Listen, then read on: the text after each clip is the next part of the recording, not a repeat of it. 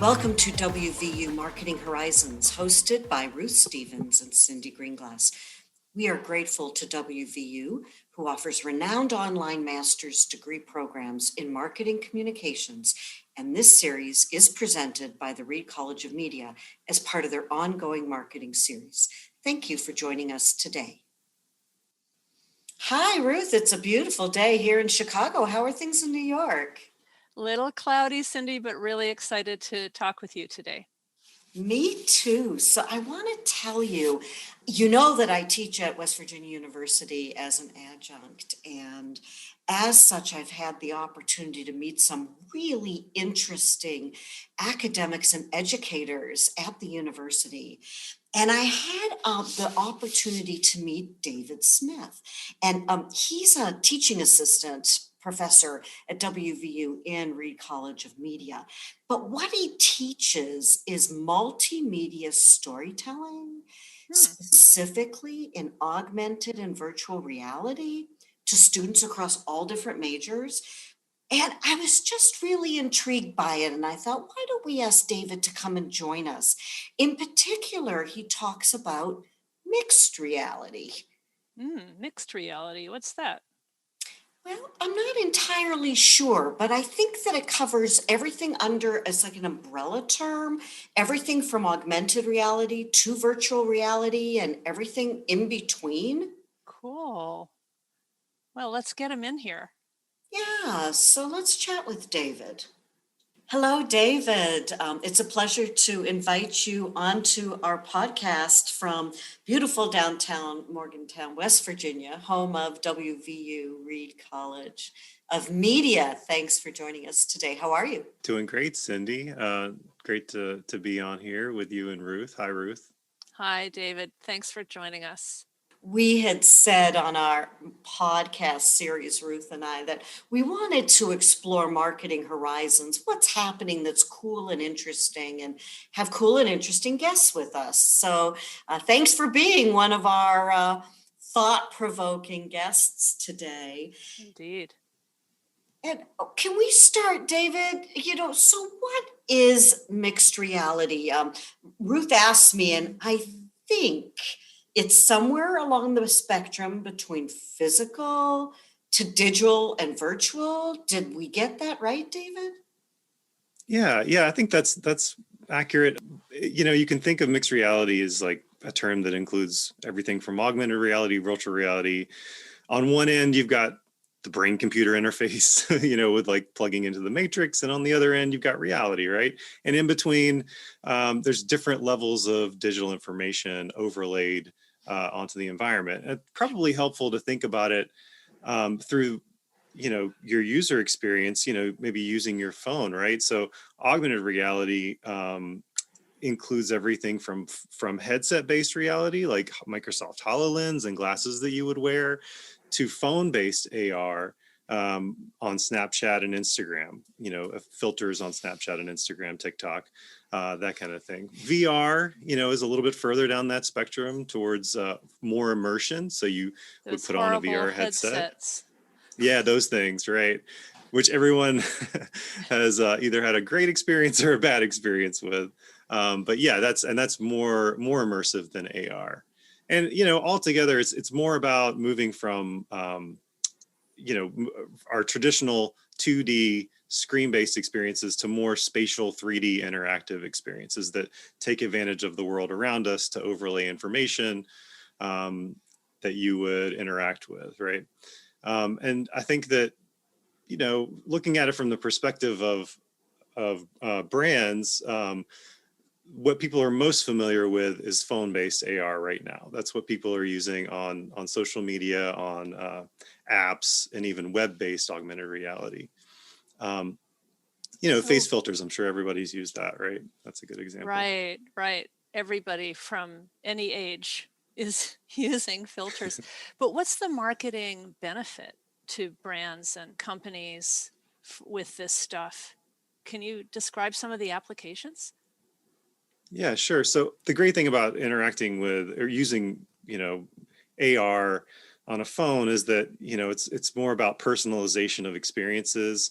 If you're using if you're using an effect produced by a brand on Snapchat or Instagram, you're making it your own. You're using what they've created to, add your personal expression to it. And it also encourages, by interacting with things through phone-based AR, it encourages more sharing and virality to things, where, if you're creating something on your own, you're going to want to share it with everyone else, right?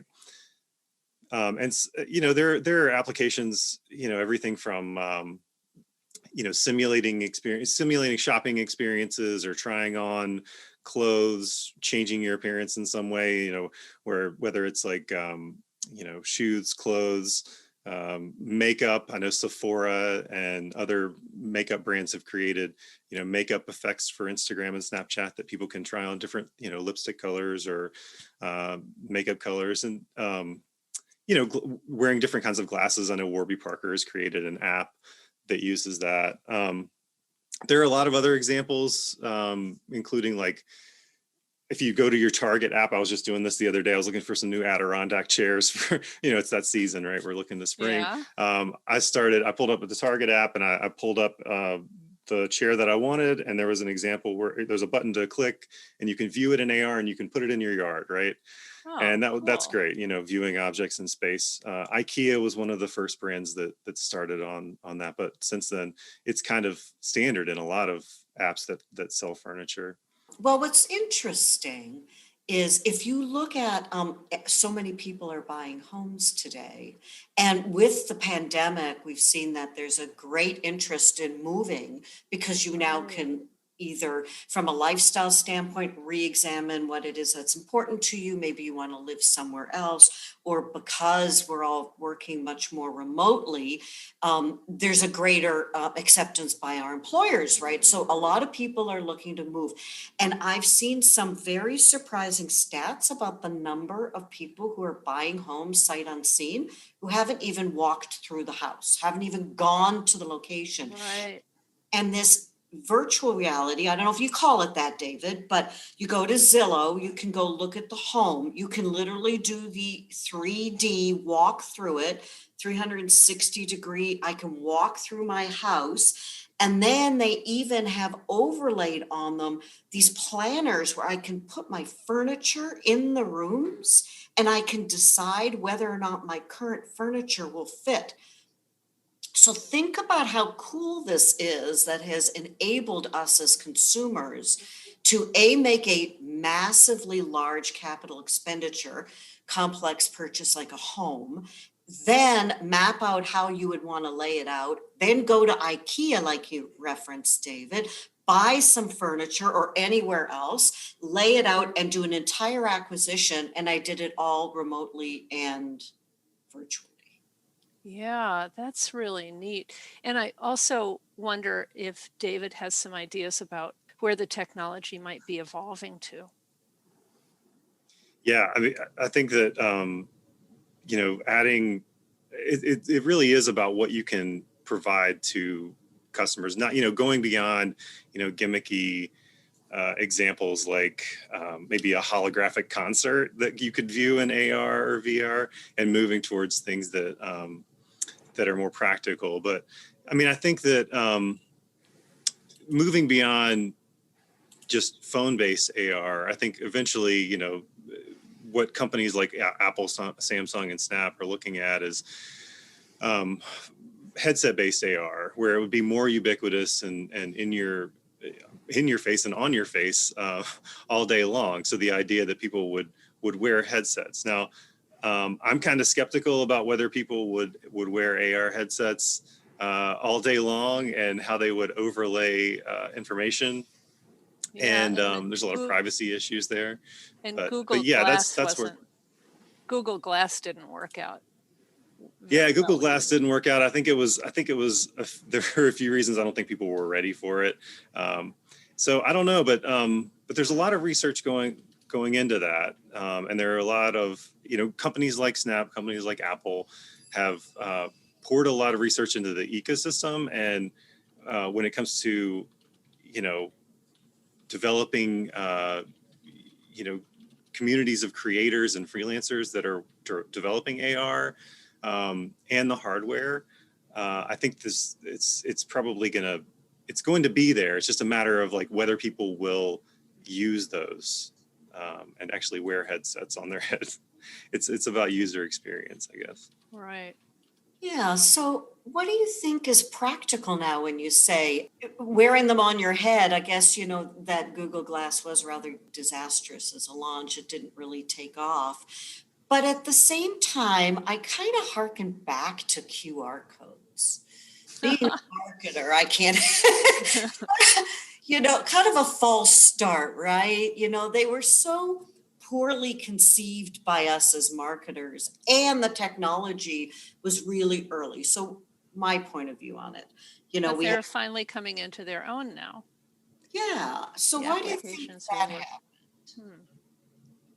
They came into Why their did QR comes? I'm all for QR codes coming back. I think QR codes are great, but you know, I think it's kind of similar to what happened with VR in the early days. I mean, and Google Glass 2 is an example of it. I feel like there was a lot of hype in the mid 2010s around VR, and the user experience wasn't great. You had to put Right. on this headset that was, you know, tethered to a computer, and it kind of gave people some motion sickness because the technology wasn't necessarily there. But then you see, you know, if you're thinking of the, you know, the hype cycle, the Gartner hype cycle, right? It's kind of, VR has gone down into the trough and it's coming back up to like what's practical, right? So what's the practical use for VR? Well, right now it's a lot of training, education, even fine arts, installation based stuff. So it's found practical applications. And I think similar to that, mobile AR is kind of, and augmented reality in general is kind of finding practical applications, like we mentioned a few. So it's, you know, it's just a matter of like, you know, getting past the hype and coming back to what's practical. Right. And that's probably going to be the same development curve that many fresh new technologies take, where it's a push-pull between what consumers find useful and what they find comfortable. Right. And it's is there something there for users that will either draw them in to use it, that's and get over that friction of, You know, David, we have entered into an interesting time with the blurred lines of privacy and consent. And we know that there are multiple privacy acts and legislation that are in Congress, both in both houses. And there is a lot of momentum around a national privacy policy. Many of us are becoming, as consumers, are becoming more sensitive to what's being collected, what's not being collected. And, you know, we're sitting here now with this, you know, enormous amount of biometric data that's being collected about us. And then there's design concerns about it. As we look out to the future, what are your thoughts about how privacy and all this data is going to take us forward for mixed reality? You got some thoughts on that? well, anytime, you know, there's already a lot of distrust for good reason of large corporations, like, you know, that collect a lot of data.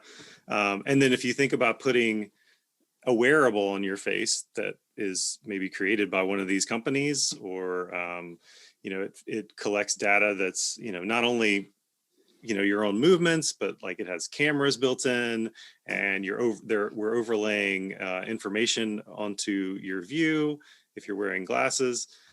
There's a lot of concerns about who's collecting that data, who owns it, whether, you know, individuals own their own information, their own data, and to what extent you can opt out, especially if you're, even if you're not wearing it, if you're in the view of one of these headset, a mixed reality headset. So yeah, I mean, between not only the data ownership, but also from a user experience, how much intrusion do the users expect into their view? And, you know, if you're wearing a headset, there's actually one of my favorite dystopian versions of this is called hyper reality, but it's basically shows a lot of data overlaid onto someone's everyday life. As they're walking through, they're wearing a headset and they're seeing like ads thrown in their face from every direction, right? So that's something that any brand or advertiser who wants to, create or work in mixed reality, augmented reality, has to not only keep in mind how much data is being collected and whether users are opting in, but also what the experience is like. It needs to be something that's a little more elegant, that's not as intrusive, and doesn't take away from people's experiences with reality. Not altered or diminished reality. You want to be able to add value to what they're seeing and what they're experiencing. I love it. Augmented reality, not diminished reality. Exactly. Yeah, and I think that's what people are that's some of the biggest concerns with this is making sure that's enhancing what we're able to experience and making our lives richer rather than taking away from it. Which is the key to consumer acceptance in the first place, right? Mm-hmm. Yeah, if we're talking about who are going to be the adopters of this, it's going to be people who are comfortable with the technology, and that's just another hurdle that has to be overcome. And people who find it of real benefit. Like, to me, that lipstick, trying on lipstick without actually having to put it on and then take it off with that horrible astringent and put another one on in the store, I could say that's a real advantage. Yeah, what can you give to consumers that's useful? And then from a storytelling or artistic perspective, I'm excited about how we can allow for people to express themselves using augmented and virtual reality. So beyond just interacting with what brands have created, but taking it and making it your own and expression. So personal expression. Yeah, we'll have to get Library of Congress to include a section of materials that are augmented and enhanced by this technology. And we need to add them to awards. Think about if we start having some really good contests and awards amongst marketers and advertisers and even amongst the technology. A new category, exactly. Yeah, awards are definitely incentives for brands to enter into the space. Early on, you mentioned about experience and how we as consumers want to experience things. And, we know that we're moving more and more into a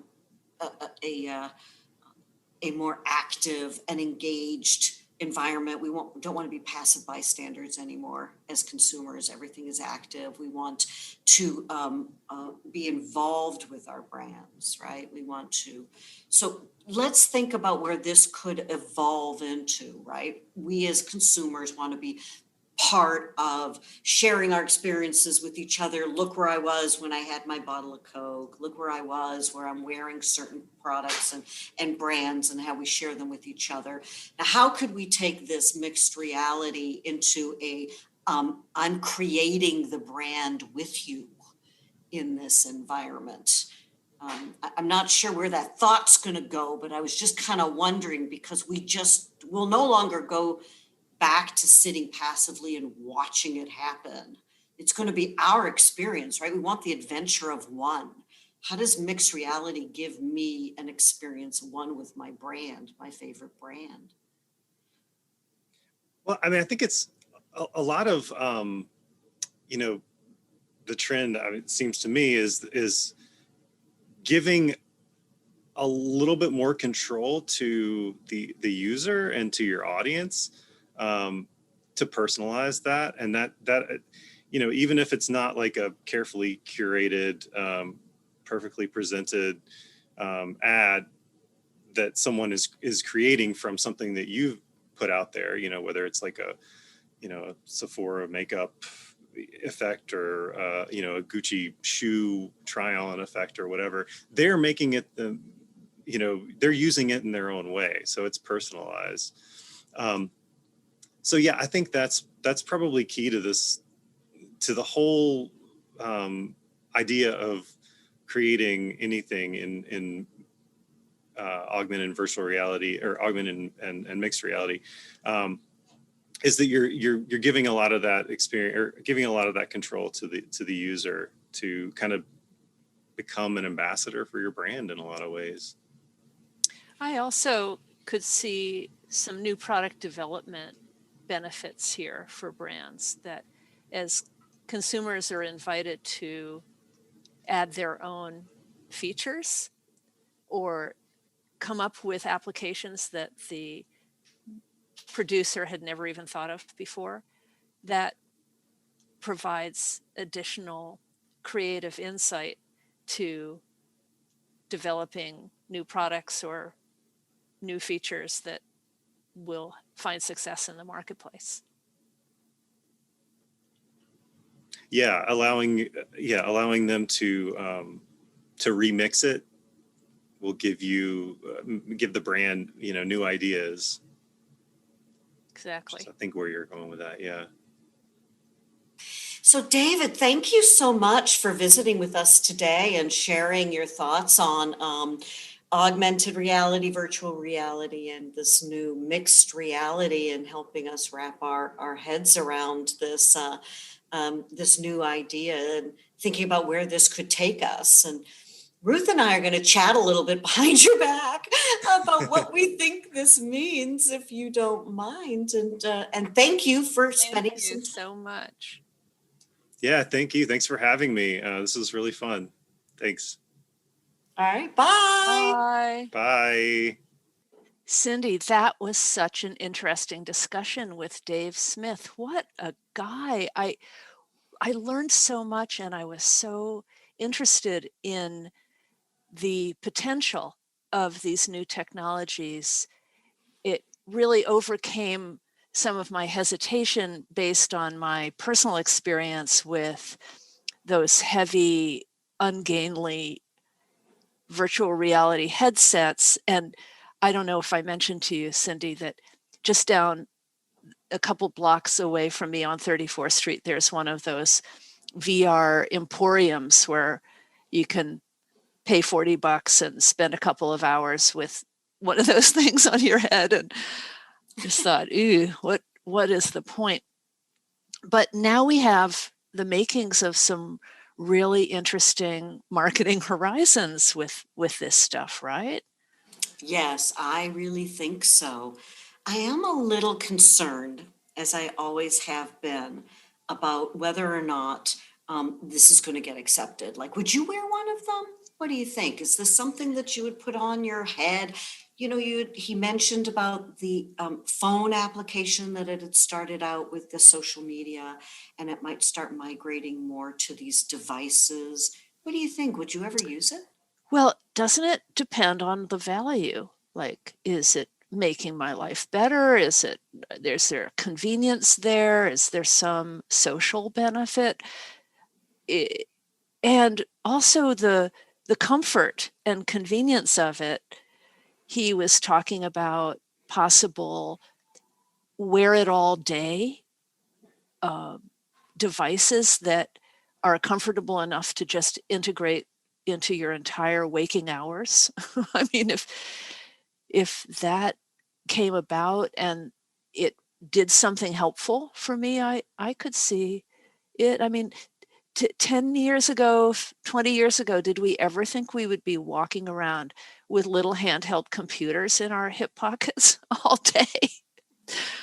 Right, less than a foot away from you at all times, right? Yeah. That's what they say. It's less than a foot away from us at all times is our device. But there's the skeptic in me. Maybe you and I've been around data for such a long time that I Right. get really worried about just because we can, should we, when it comes to collecting all that data. And now think about it, what David was saying, it can record everything. We're talking about, the Internet of Things. It knows where you are spatially at any moment in times. It can follow your eye movement. It can pick up anybody who's in the same area as you. I remember when people started tagging me in Facebook, I got a little nervous about, do I really want people to be able to know where I was? And certainly we know people got in trouble at, college dorm parties for underage drinking and doing things they shouldn't have, getting tagged in pictures. But let's take that to the ultimate extent to where this could go.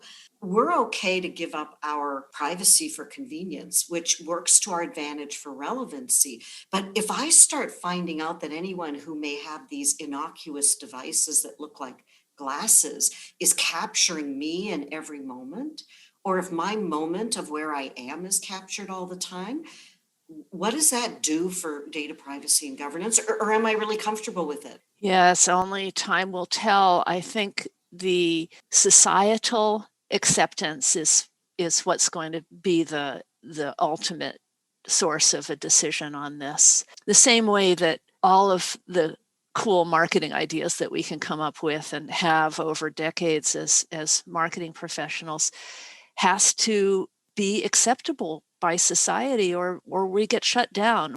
Of course, there are some concerns that we have to keep in mind, but there were also lots of positives there. And I'm pretty excited about some of the marketing applications, for example. So let's maybe at this point draw some conclusions about what we learned from Dave Smith. And Cyndi, I know you have this wonderful sermon to give to us about the importance of a certain number of takeaways. So over to you. Yes, it would not be a good marketing conversation if we didn't invoke the rule of threes and leave our audience with three important takeaways. And what we know from our research, and just to remind everybody, is the rule of threes. It says it is the lowest number that creates a pattern in our brain. And because of that, is the most memorable for us to use for comprehension. So let's start with our first of our three takeaways from our conversation with David Smith at WVU today. Ruth, why don't you kick us off with some of the marketing applications? Yes, and in fact, Cyndi, maybe we should call these our three little pigs. Wouldn't that be fun? And the first one that comes to my mind is the takeaway, or the little pig, that the marketing applications of mixed reality seem to range from at one end, the application of enhancing the purchase decision, like trying on lipstick or shoes, or determining whether your furniture will fit in a certain space. On the one hand, all the way to the other end of the spectrum, which would be some of the gimmicks that people are really creatively coming up with as ways to engage with the brand, personalize the experience, share, and otherwise get involved with a product or a solution. So the marketing applications seem to be pretty rich. I would agree with you, they do. And as long as we can manage through the second one, which I'll put out there, that doesn't blow the house down, is making it too cumbersome for people in the wearability of the devices. And similar to the experience us marketers had early on with QR codes, where we made the customer experience kludgy, right? We didn't have the devices for the QR code readers down, and we sent them to a very poor user experience on the websites. If we do a good job in the way we use it as a marketer, and technology adapts where it is easy to use and the price point is within our reach, then these marketing applications can explode beyond where our thoughts are today into that horizon.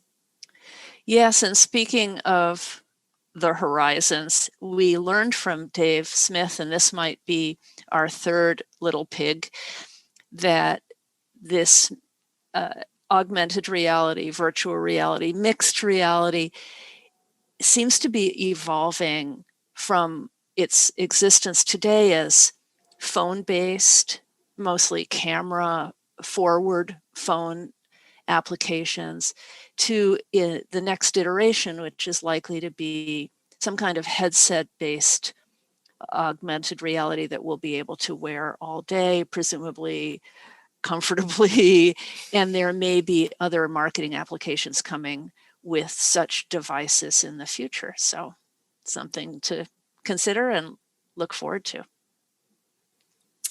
I agree. And we should not be intimidated, just like the three little pigs were not intimidated by the big bad wolf. The horizon looks bright.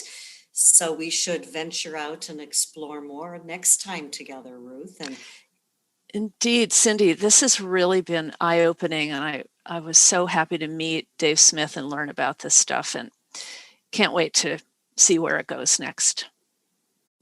You've been listening to WVU Marketing Horizons, hosted by Ruth Stevens and Cyndi Greenglass. Please be sure to visit go.wvu.edu/MC Today to view our upcoming conversations, listen to previous discussions, and subscribe to receive updates.